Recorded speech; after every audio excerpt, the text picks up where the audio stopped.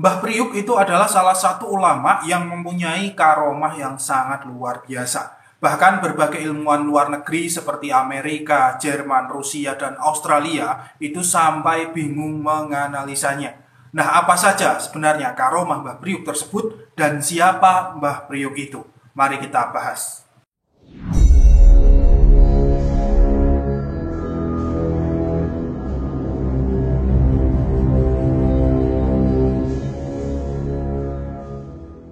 Assalamualaikum warahmatullahi wabarakatuh. Alhamdulillah wa syukurillah wa ni'matillah la haula wa la quwata illa billah. Selamat datang, selamat berjumpa kembali para pemirsa sekalian di channel Spiritual 21 Investigasi Supranatural Tanpa Batas. Mbah Priuk sebenarnya hanyalah julukan saja. Nama asli beliau yaitu Habib Hasan bin Muhammad Al-Haddad. Habib Hasan itu lahir di Palembang, Sumatera Selatan pada tahun 1291 Hijriah atau 1870 Masehi. Ada juga yang menyebutkan bahwa beliau itu lahir di tahun 1727 Masehi. Semasa kecil, Habib Hasan itu mengaji kepada kakek dan ayahnya di Palembang, pemirsa. Kemudian di saat remaja, beliau itu mengembara selama beberapa tahun ke Hadramaut, Yaman dengan tujuan untuk belajar agama sekaligus menelusuri jejak leluhurnya yaitu Habib Abdullah bin Alawi Al-Haddad yang mana beliau ini merupakan pengarang amalan Rotibul Haddad. Diceritakan pada saat para petani di Banten beserta para ulama memberontak kepada Kompeni Belanda di tahun 1880.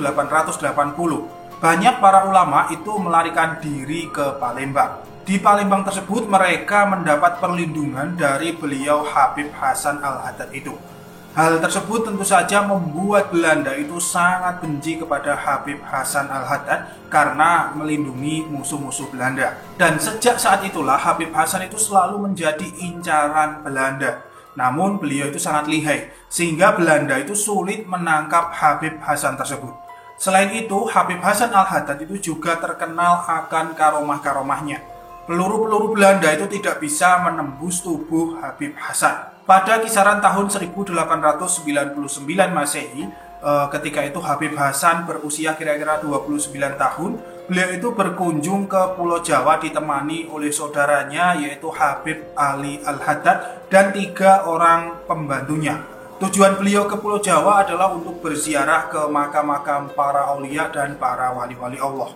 Di antaranya yaitu ke makam Habib Husain Alaidrus, terus ke makam Sunan Gunung Jati dan Sunan Ampel.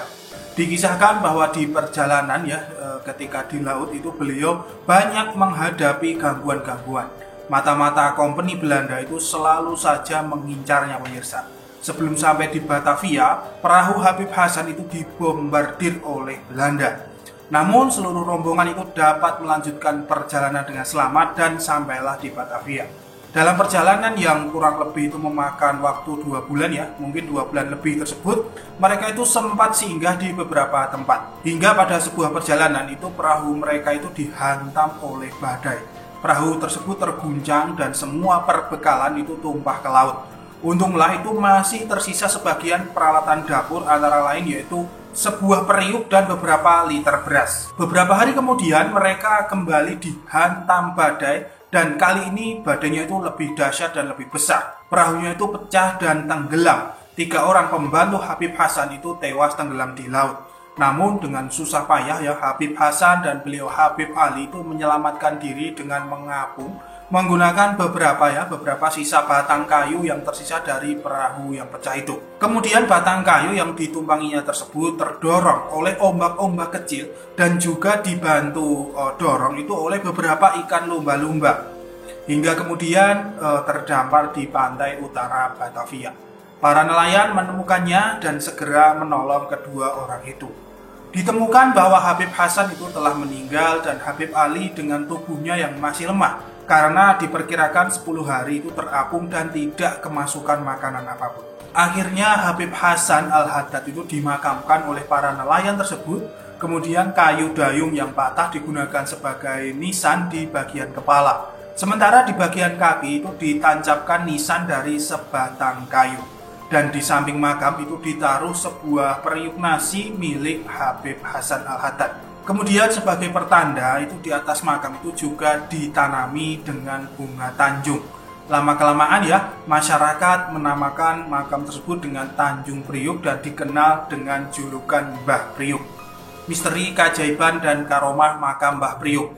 Makam Mbah Priuk itu hingga saat ini banyak sekali dikunjungi oleh para peziarah dari seluruh Nusantara. Hal itu disebabkan ya karena makam Mbah Priuk itu terkenal akan kekeramatannya. Diceritakan setelah kurang lebih 23 tahun Mbah Priuk itu dimakamkan, pemerintah Belanda pada saat itu bermaksud membangun sebuah pelabuhan di daerah itu, pemirsa.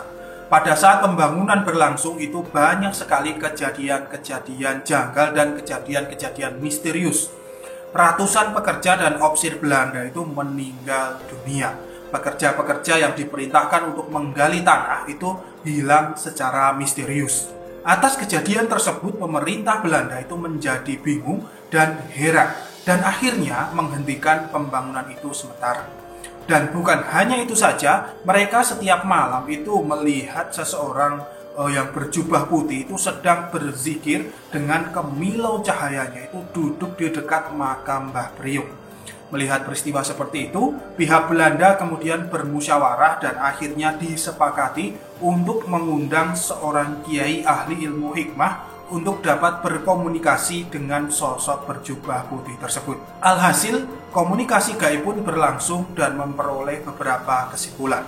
Kesimpulan yang pertama bahwa pemerintah Belanda itu harus memindahkan makam Mbah Priuk terlebih dahulu apabila ingin membangun sebuah pelabuhan. Kemudian yang kedua, untuk memindahkan makam tersebut, pemerintah Belanda itu harus menghubungi dulu adik dari Mbah Priuk atau adik dari Habib Hasan ini, yaitu beliau Habib Zain bin Muhammad Al-Haddad yang tinggal di Palembang. Kemudian disepakatilah hal tersebut oleh pihak Belanda. Singkat cerita, ketika pemindahan jasad Habib Hasan Al-Haddad atau Mbah Priuk ini, terjadi keanehan lagi. Jasad Mbah Priuk itu yang sudah lebih dari 20 tahun masih utuh dengan aroma wangi dan kain kafannya itu masih baik, belum ada sobekan-sobekan. Tentu saja menurut kacamata awam hal itu sangat tidak masuk akal, sangat tidak masuk logika. Mayat yang sudah 20 tahun lebih itu normalnya sudah menjadi tulang belulang, bisa. Tapi itulah kekuasaan Allah, tidak ada yang tidak mungkin. Kekeramatan makam Mbah Priuk selain membuat heran dan bingung pihak Belanda, ternyata juga membuat bingung dan heran para ilmuwan luar negeri, yaitu ilmuwan dari Amerika, Jerman, Rusia, dan Australia. Mereka, para ilmuwan tersebut, melihat sebuah sinar yang memancar keluar angkasa.